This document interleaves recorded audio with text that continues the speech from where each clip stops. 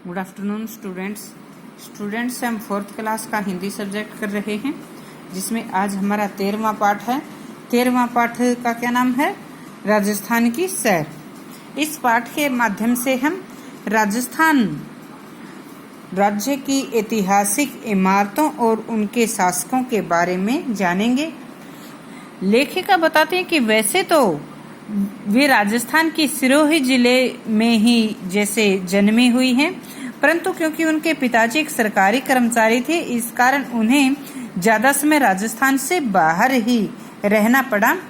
और एक बार जब उनको राजस्थान जाने का मौका मिला, वे पूरे राजस्थान घूमी और राजस्थान की विभिन्न ऐतिहासिक शहरों, नगरों और इमारतों के बारे में उन्होंने महत्वपूर्ण जानकारी प्राप्त की, जो यहाँ पर वो हमारे साथ बांट रहे हैं। तो यहाँ पर जैसे राजस्थान के जो वीर पुरुष हुए हैं उनके बारे में जैसे बताया गया है कि राजस्थान में कौन कौन से शासक हुए हैं।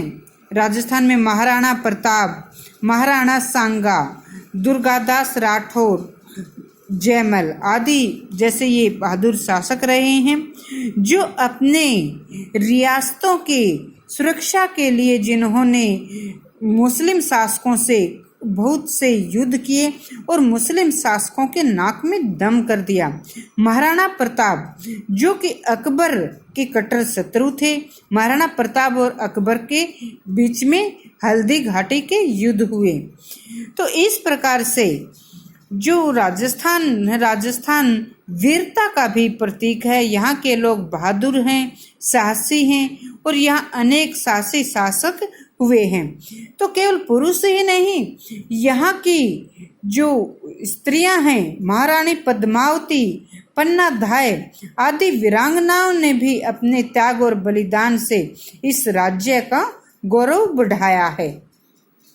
आगे हम देखते हैं यहाँ की ऐतिहासिक इमारत। तो राजस्थान में अनेक ऐसे मजबूत सुंदर किले हैं, जो किले उन्होंने अपने शत्रु शासकों से अपने रियासत की सुरक्षा के लिए बनाए। तो ये ऐसे किले, इनके साथ ही आलीशान महल, जैसा कि इस चित्र में आप देख रहे हैं, हवा महल का ये चित्र है, जयपुर का हवा महल है। तो इस प्रकार से उन्होंने बहुत से ऐतिहासिक जो इमारतें बनवाई हैं, जिनमें प्रसिद्ध किले, आलीशान सुंदर महल और अन्य खूबसूरत कलाकारी आती है। अजमेर, आमोर, चित्तौड़गढ़ और भरतपुर आदि के किले और जयपुर का हवा महल, उदयपुर का जल महल देखने में देश विदेश के पर्यटक यहाँ पर आते हैं। तो उस समय बच्चों शासक वातावरण के अनुकूल ही अपने रहने का जो अपने निवास स्थान बनवाते थे। गर्मियों में ये गर्मी से बचने के लिए जैसे हवादार महल जो होते थे, जैसे ये है जयपुर का हवा महल, इसी प्रकार नदियों के ऊपर महल जैसे बनाए जाते थे, जो जल महल कहलाते थे। तो इसके अलावा माउंट आबू सिरोही जिले में अरावली पर्वत में है, जो कि राजस्थान का एकमात्र पर्वतीय क्षेत्र हिल स्टेशन है। माउंट आबू क्या है? ये राजस्थान का एकमात्र पर्वतीय क्षेत्र है। यह स्थान कहाँ पर है? यह स्थान दक्षिण पश्चिम राजस्थान में स्थित है और यहाँ पर भी बहुत अधिक पर्यटक माने जाते हैं।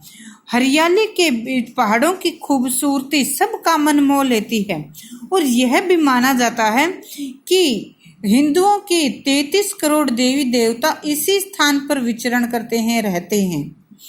राजस्थान की राजधानी जयपुर जिसकी इमारतें हैं, जिनको पिंक जैसे रंग से रंगा हुआ, जैसे आप चित्र में देख रहे हैं, जिसके कारण उनको पिंक सिटी कहा जाता है।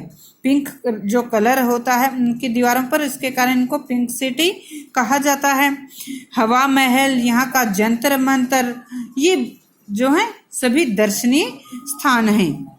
इसके अलावा हम आगे देखें तो अजमेर में जो है संत मोहिनुद्दीन चिश्ती मोइनुद्दीन चिश्ती की दरगाह भी जो है ये मुस्लिम धर्म के लोगों के लिए एक बड़ा धार्मिक स्थान है। यहाँ पर भी अपनी मुराद लेकर मन्नतें मांगते, मुराद मतलब अपनी जो उनकी इच्छाएं हैं उनको पूरी करने के जो लिए यहाँ अल्लाह से दुआ करते हैं, अपनी दुआ लेकर यहाँ पर अपनी मन्नतें लेकर वे यहाँ पर आते हैं। अजमेर के पास ही हिंदुओं का भी एक प्रसिद्ध तीर्थ स्थान है जिसका नाम है पुष्कर। पुष्कर क्यों प्रसिद्ध है? क्योंकि पुष्कर विश्व का, पूरे संसार का एक ऐसा तीर्थ स्थान है जहाँ कि ब्रह्मा जी का मंदिर है। बच्चों पूरे देश में कहीं पर भी ब्रह्मा जी का मंदिर नहीं है। ब्रह्मा जी का एकमात्र मंदिर कहाँ है? पुष्कर में। इसके बाद हम देखते हैं कि बाड़मेर और भरतपुर ये भी बहुत प्रसिद्ध हैं। उदयपुर, उदयपुर किस लिए प्रसिद्ध है? उदयपुर जो कि महाराणा प्रताप के जैसे रियासत था और महाराणा प्रताप और अकबर की सेनाओं के बीच हल्दी घाटी का जो प्रसिद्ध युद्ध भी हल्दी घाटी के मैदानों में यहीं पर हुआ था। उदयपुर की कई सुंदर झीलें हैं और ये इन झीलों के ऊपर बना जल महल बहुत अधिक आकर्षक है। जल महल जो कि रात में इसकी जो चांदनी रात होते हैं इनमें तो ये बहुत ही सुंदर अद्वितीय, इसकी बहुत अद्भुत आकर्षक सुंदर जैसे ये दिखाई देता है। जैसलमेर रेगिस्तान का बसा हुआ एक सुंदर नगर है।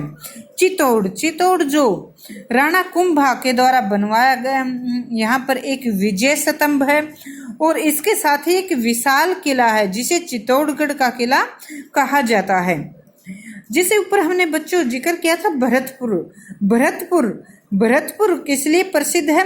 भरतपुर केवल भारत में ही नहीं बल्कि पूरे विश्व में ये घाना पक्षी अभ्यारण्य के कारण प्रसिद्ध है।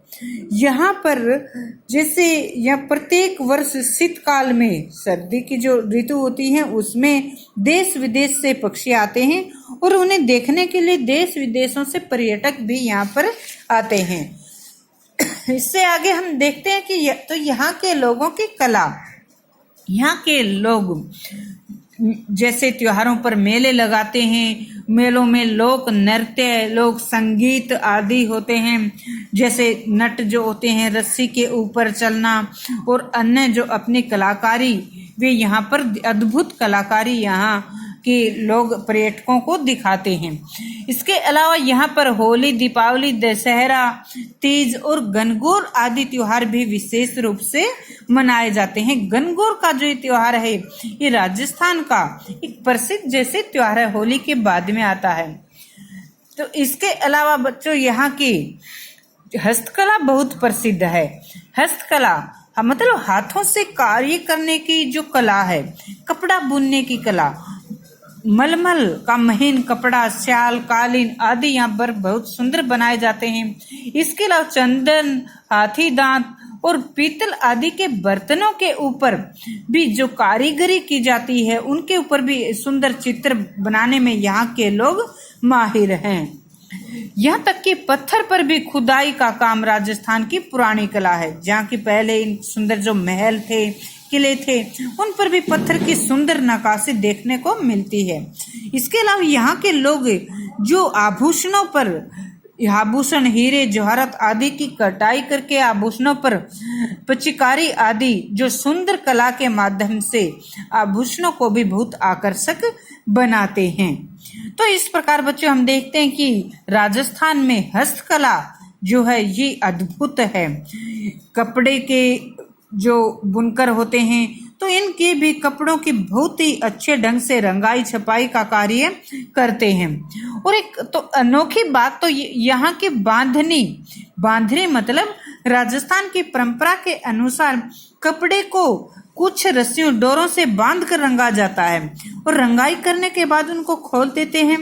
खोलने से एक उनमें बहुत सुंदर बूटियां और उनमें सुंदर आकृतियां, नमूने बन जाते हैं, अच्छे डिजाइन उनके बनते हैं। इसके अलावा अगर हम वहाँ के लोगों की वेशभूषा को देखें तो वहाँ के पुरुष जो हम रंग बिरंगी पगड़ियाँ पहनते हैं जो कि बहुत आकर्षक लगती हैं, पहनने का ढंग भी निराला होता है। लोग गले बंद गले का कोट, एक विशेष प्रकार का कोट पहनते हैं जिसे जोधपुरी कहा जाता है।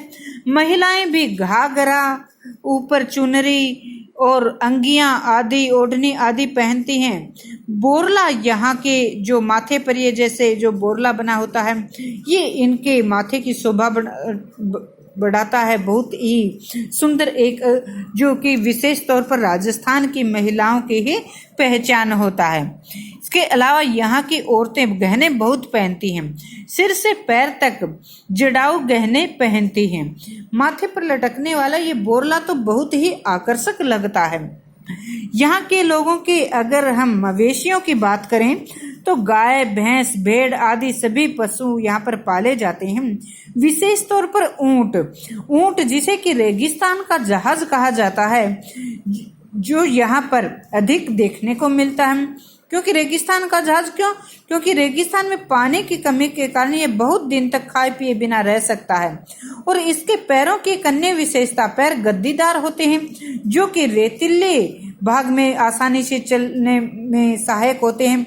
यही कारण होता है कि राजस्थान में अपने देश की जो सीमावर्ती क्षेत्र है वहां पर हमारी सेनाओं के द्वारा भी जिसे इनका प्रयोग अपनी अंतर्राष्ट्रीय सीमाओं की चौकसी के लिए इनका प्रयोग किया जाता है।